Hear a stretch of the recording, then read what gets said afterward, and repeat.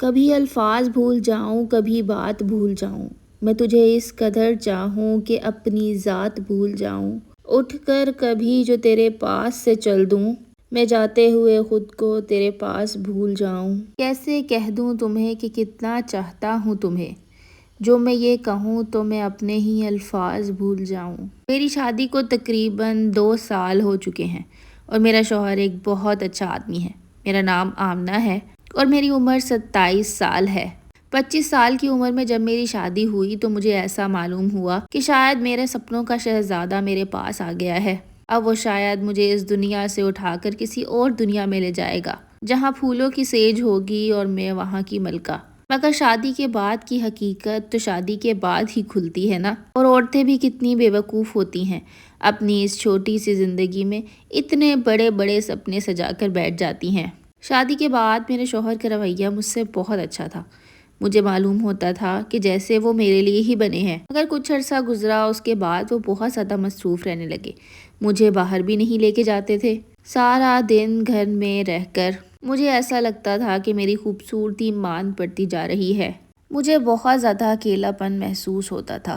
گھر میں دل نہیں لگتا تھا۔ اپنی دوسری سہیلیوں کو دیکھتی تھی، وہ اپنے شوہروں کے ساتھ ٹائم سپینڈ کرتی تھی تو مجھے بہت جلن ہوتی تھی۔ ہائے اللہ، میرا شوہر مجھے وقت کیوں نہیں دیتا؟ میری عمر بہت زیادہ نہیں تھی اور میرا دماغ شاید ابھی کچا تھا، جو ان ساری پیچیدگیوں کو سمجھ نہیں پائی۔ یہ جو کبھی کہانیوں میں اور کتابوں میں پڑھا تھا، شاید ابھی تک میرے دماغ پر وہی چیزیں سوار تھیں۔ ایک دن میں اپنی سہیلی کے گھر گئی، اس کی مہندی تھی۔ گھر سے میں کپڑے بدل کر نہیں گئی تھی، اس لیے میں نے سوچا اسی کے گھر جا کر بدل لوں گی۔ میں اوپر والے کمرے میں گئی اور وہاں جا کر اپنی شرٹ چینج کرنے لگی۔ کمرے کا دروازہ شاید ٹھیک سے بند نہیں ہوا تھا۔ کپڑے چینج کرتے ہوئے اچانک میری نظر دروازے پہ پڑی، جہاں مجھے معلوم ہوا کہ کوئی جھانک کر مجھے دیکھ رہا ہے۔ وہ ہمارا نیا پڑوسی عامر تھا۔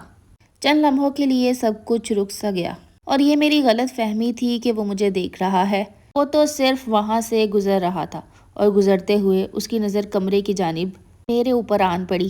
میں اسے دیکھ کر حیران تھی اور وہ مجھے دیکھ کر حیران تھا۔ وہ گزرتے ہوئے آہستہ سے بولا، مجھے معاف کرنا، مجھے نہیں پتا تھا کہ یہاں کوئی ہے۔ اور اس کے بعد وہ تیزی سے آگے نکل گیا۔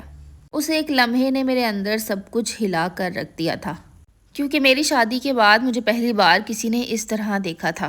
اب جب بھی عامر مجھے نظر آتا تو وہ اپنی نظریں جھکا لیتا اور میں بھی شرمندگی سے اپنی نظریں جھکا لیتی۔ ظاہر تو وہ صرف ایک حادثہ تھا، مگر اس حادثے کی وجہ سے ہم دونوں کی ہی زندگی بدل گئی تھی۔ اس کے بعد وہ اکثر چھت پر نظر آنے لگا۔ ہماری چھتوں کے درمیان صرف اور صرف ایک دیوار کا ہی فاصلہ تھا۔ شروع میں تو ہم دونوں ہی ایک دوسرے کو دیکھ کر نظریں چرا لیتے تھے، مگر پھر آہستہ آہستہ ہماری نظریں ملنے لگی۔ اب وہ مجھے دیکھتا تو ہلکی سی مسکراہٹ اس کے چہرے پر ہوتی۔ پھر ہمارا بات چیت کا سلسلہ شروع ہوا۔ وہ جب بھی مجھے نظر آتا تو مجھ سے بات کیے بغیر نہ جاتا۔ اب ہماری بات چیت کا سلسلہ طویل ہو رہا تھا۔ کبھی کبھی ہماری باتیں اتنی لمبی ہوتی تھیں کہ ہمیں وقت کا احساس ہی نہیں ہوتا تھا۔ زندگی کی اس دوڑ میں ہم کہاں جا رہے تھے ہمیں نہیں پتا تھا۔ وہ اکثر مجھ سے بات کرتے ہوئے کہتا، آمنہ، آپ مجھے بہت اچھی لگتی ہو۔ آپ کی مسکراہٹ میں کچھ الگ ہی بات ہے اور یہ جو دل آپ کے ہونٹ کے قریب ہے، یہ تو میری جان ہی لے لیتا ہے۔ اس کی یہ دل لبھانے والی باتیں مجھے بہت متاثر کرتی تھیں۔ اب میں اکثر ہی اس کے خیالوں میں ڈوبی رہتی۔ وہ شوہر جو مجھے وقت نہیں دیتا تھا، میں نے اس کے بارے میں بھی فکر کرنا چھوڑ دی تھی۔ میں اندر ہی اندر عامر کی باتوں سے بہت خوش ہوتی تھی، کیونکہ وہ میری بہت زیادہ تعریف کرتا تھا۔ میرے اندر جینے کی ایک نئی امنگ پیدا ہو گئی تھی۔ میرے چہرے کی تازگی واپس آنے لگی تھی۔ اب میں اکثر ساڑی پہنتی تھی۔ عامر کو ساڑی بہت پسند تھی۔ میں ان تمام چیزوں سے خوش تو بہت تھی، لیکن میرے اندر ہی اندر کچھ چل رہا تھا۔ میرے اندر بہت گھبراہٹ تھی۔ ایسا لگتا تھا کہ کبھی کچھ غلط نہ ہو جائے، کیونکہ چاہے جو بھی ہو، الزام تو سارا عورت پر ہی آتا ہے۔ چاہے اس کی غلطی بس اتنی ہی ہو کہ اسے ایک احساس کرنے والا مرد چاہیے۔ کمنٹ میں اپنی رائے کا اظہار ضرور کیجیے گا۔ ایک شام میرے شوہر گھر پر نہیں تھے۔ وہ کسی کام کے سلسلے میں شہر سے باہر گئے ہوئے تھے۔ عامر کو اس بات کا پتہ لگا تو عامر نے مجھے فوراً چھت پر بلایا۔ رات کا گہرا سناٹا، بالکل خاموشی، اور اس تاروں بھری رات میں اور عامر۔ میں نے اپنی الماری کھولی اور اپنی سب سے خوبصورت ساڑی نکالی، ساڑی پہنی اور اچھی سی خوشبو لگائی اور دوڑی دوڑی چھت پر گئی۔ जहाँ पर आमिर पहले से ही मेरा इंतज़ार कर रहा था। आमिर ने मुझे देखा और उसकी नज़रें मुझ पर ठहर गईं। इसके बाद वो काफ़ी देर तक मुझे देखता रहा और मैंने भी उसे मना नहीं किया। थोड़ी देर बाद आमिर ने मुझे कहा कि मुझे ऐसा लगता है कि तुम अपनी ज़िंदगी से खुश नहीं हो। अगर कभी दिल भारी हो तो मुझसे बात कर लेना। आमिर का ये कहना और मुझसे हमदर्दी जताना। आमिर की बातों में वो नरमी थी जो बरसों से मुझे महसूस नहीं हुई थी। उस रात मैंने और आमिर ने ढेरों बातें की। रात का पिछला पहर कब गुजर गया और सुबह बस होने ही वाली थी, और हम दोनों ही बातों में इतना मसरूफ़ थे कि वक्त का हमें एहसास ही नहीं हुआ। उस दिन मुझे बहुत सुकून की नींद आई। मैं घंटों सोती रही। मेरा शौहर जब दोपहर में घर वापस आया तो मैं सो रही थी। उन्होंने आकर मुझे जगाने की कोशिश की और मेरी खैरियत मालूम की। क्या हुआ आमना, तुम्हारी तबीयत ठीक है ना? मैं फ़ौरन हड़बड़ा कर उठी और बोली, क्या हुआ, इतना टाइम हो गया मुझे सोते हुए? मुझे तो इस बात का एहसास ही नहीं हुआ। मैं अभी आपके लिए खाना पकाती हूँ। इसके बाद मैं जल्दी जल्दी उठी और मैंने खाना बनाना शुरू कर दिया।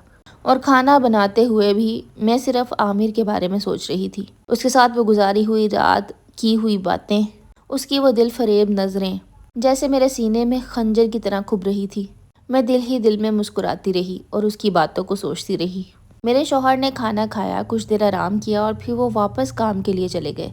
मैं तो आज भी बस उन्हीं का मुंह देख रही थी कि शायद आज वो मेरे लिए रुक जाए, मेरे लिए थोड़ा सा टाइम निकाल लें। अगर उनकी मसरूफियत बहुत ज़्यादा थी और मेरे लिए दिल लगाने का सामान मौजूद था, जो कि आमिर था। आमिर को खाने में बिरयानी बहुत पसंद थी। मैंने आज उसके लिए बिरयानी बनाई और छत पर ले गई। उसने वो बिरयानी बहुत शौक से खाई और खाते खाते वो मुझे बस यही कहता रहा कि तुम्हारे हाथ में बहुत जायका है। पता नहीं तुम्हारा शौहर तुम पर तवज्जो क्यों नहीं देता। एक रात बहुत बारिश हो रही थी। मैं छत पर खड़ी थी, ठंडी हवा चल रही थी। आमिर भी छत पर आ गया। आहिस्ता से मेरा हाथ पकड़ लिया। मेरे जिस्म में तो जैसे करंट ही दौड़ गया। मैंने कांपती हुई आवाज़ में पूछा, आमिर, ये क्या है? ये सब ठीक नहीं है। किसी ने हमें देख लिया तो? कोई हमें देख लेगा? बेतहाशा सवाल मैंने एक लम्हे में ही पूछ लिए थे। आमिर ने मुझे गौर से देखा। इसके बाद उसने मेरा हाथ छोड़ दिया, मगर उसकी आंखों में उसके जज्बात की शिद्दत साफ नजर आ रही थी। उस रात में देर तक सो ना पाई। एक तरफ अपने शौहर का ख्याल, दूसरी तरफ मेरी तन्हाई और तीसरी तरफ आमिर खड़ा था, जिसकी बातों में जादू था। मैं तकरीबन 3 दिन तक आमिर का सामना ना कर पाई। वो रोज़ छत पर आता, मुझे मैसेज भी करता, लेकिन मैंने उसकी मैसेजेस का कोई जवाब नहीं दिया था और ना ही मैं छत पे गई थी। पता नहीं मुझे क्या हो गया था, मगर अगले चंद दिनों में मैंने खुद को संभाल लिया था। मैंने ये फैसला किया कि मैं अपने शौहर से वफादारी करूँगी, अपने शौहर से अपना रिश्ता कभी भी नहीं तोड़ूंगी। इसके बाद मैं काफ़ी दिनों बाद आमिर से मिली। मैंने उसे साफ कह दिया, जो हुआ वो मेरी गलती थी। मुझे पता है ये सब कुछ गलत है और शायद तुम्हें भी इस बात का अंदाज़ा होगा। मैं अपने शौहर और अपनी ज़िंदगी के साथ वफादारी करना चाहती हूँ। और आमिर, मैं तुमसे माफ़ी मांगती हूँ जो मैंने तुम्हारा दिल दुखाया। मेहरबानी करो और अब मुझसे फासला रखना। आमिर ने कुछ न कहा, बस खामोशी से वहाँ से चला गया। अब मैं अपने शौहर का घंटों तक इंतज़ार करती हूँ। उसकी छोटी छोटी बातों में अपने लिए खुशियाँ ढूंढती हूँ। मैं ये जान चुकी हूँ कि कुछ लम्हे बहुत खूबसूरत होते हैं, मगर इनके पीछे पढ़कर हम अपना ही नुकसान कर रहे होते हैं। असल सुकून अपने घर और अपने रिश्ते में ही है।